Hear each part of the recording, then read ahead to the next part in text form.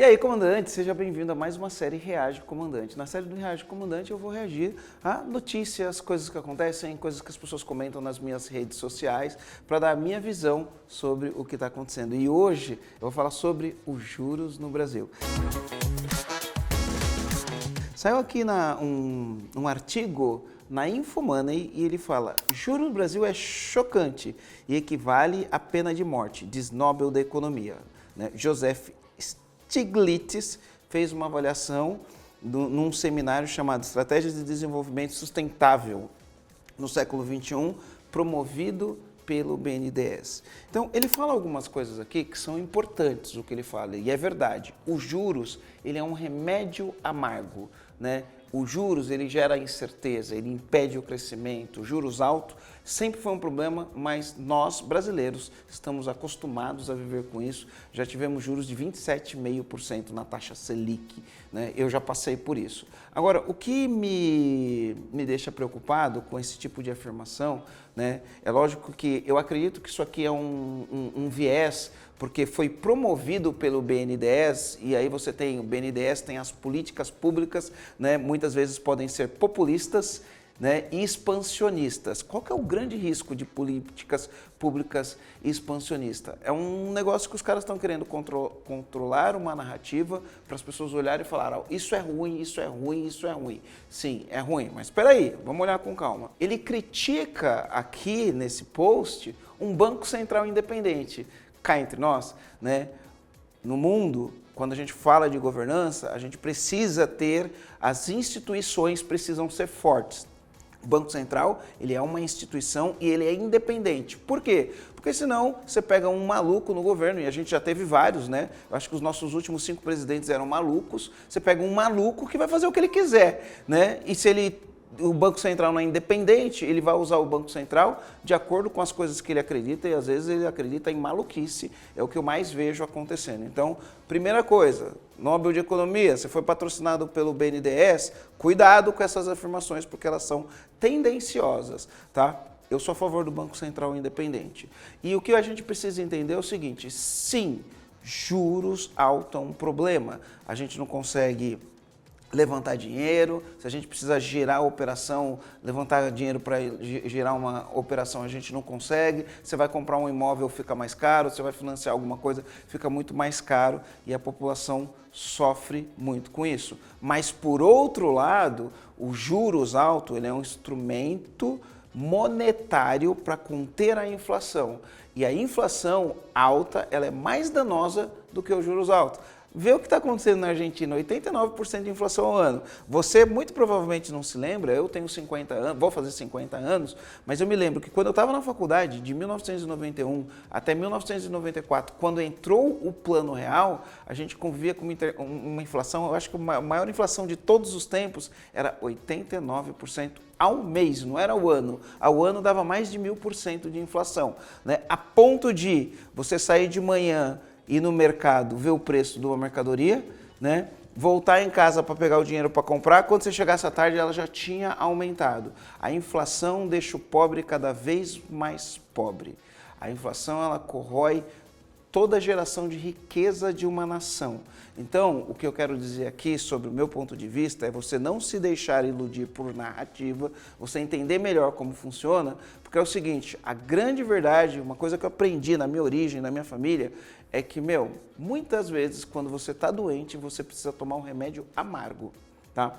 Muitas vezes, quando você está doente, você precisa tomar um remédio amargo, né? E o grande ponto é que, anos recentes, ele critica aqui o último governo.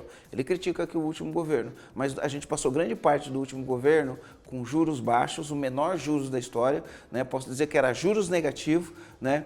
Onde permitiu que as coisas acelerassem. Só que a economia se autorregula, né? Veio uma crise, veio uma pandemia, veio falta de mercadorias, veio uma série de coisas, né? Então a gente teve uma explosão no preço, porque a regra econômica, o que é ortodoxia, né? Você entender os fundamentos da economia e trabalhar de acordo com os fundamentos. O que é heterodoxia? É você inventar coisas, né? O que ele está querendo fazer aqui é inventar coisas, né? Então é assim, ó, a gente teve uma inflação baixa, porque o cenário era para isso, veio pandemia, veio guerra na Rússia, isso secou a oferta, e na lei da economia, quanto maior a oferta, menor o preço, quanto menor a oferta e maior a demanda, né, maior é o preço. Então, secou a oferta, a demanda continuou aquecida, os preços subiram, natural. O que você vai fazer? Deixar os preços subirem e a inflação disparar? Não, você precisa controlar isso. Como que você controla isso? Como que você controla isso? Economicamente falando, para um país, você controla isso equilibrando as receitas com os impostos e os gastos da máquina pública. Só que a máquina pública, ela não quer cortar gastos, ela quer continuar gastando. Se ela continuar gastando, a inflação aumenta. Só que com juros altos, isso é um problema. Então, a narrativa, qual é a narrativa aqui? Né? Corta juros e o governo vai continuar gastando. Não vai fazer a lição de casa, não vai tomar o remédio duro. Ah, porque custar custo deixa de investir, a população sofre. Ou vai sofrer com um remédio amargo para estancar a doença, estancar o problema, ou vai resolver com remédio amargo, ou vai todo mundo chorar daqui a pouco, igual está acontecendo na Argentina, a gente vê o que está acontecendo na Argentina, né? Vai todo mundo chorar daqui a pouco porque não tomou conta do câncer que estava surgindo, o câncer espalha, vira uma metástase, e aí não tem mais jeito mesmo, né? Ah, Marcelo, legal, você falou tudo isso, e o que eu faço no meu negócio? No teu negócio, você vai buscar eficiência.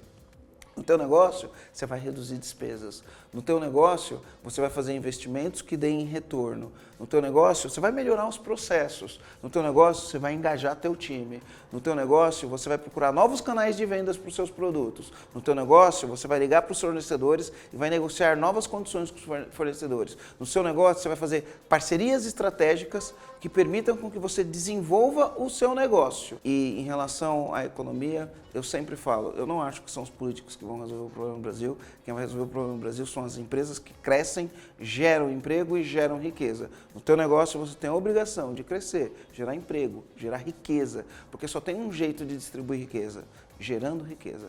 Quem gera riqueza consegue distribuir riqueza. Quem não gera riqueza não consegue distribuir riqueza. Então, vamos olhar as coisas com parcimônia. Eu acho que o remédio, ele é amargo, mas muitas vezes ele é necessário. Vamos tomar cuidado com narrativas que falam, ah, o remédio é muito ruim, né? Então não vamos dar esse remédio não. Tem alguma coisa que é mais fraquinho? A gente tem que ter o remédio que a gente precisa na dose certa. Sempre o remédio certo na dose certa, né? E cuidado com, enfim, né, reportagens tendenciosas de pessoas que foram pagas, né, pelo BNDES, né, que tem a tendência do BNDES, ele quer defender uma narrativa, ele paga um prêmio Nobel para falar o que ele quer, né? Ah, o cara do prêmio Nobel ele pode ser independente? É, mas é suspeito, né? No mínimo é suspeito. Então, comenta aí o que você acha disso, coloca aqui e o que você vai buscar para fazer, né? Já que o governo não corta gastos para ter superávit, o que você vai fazer para ter superávit na sua empresa? É isso, comandante. Vou ficando por aqui. Valeu.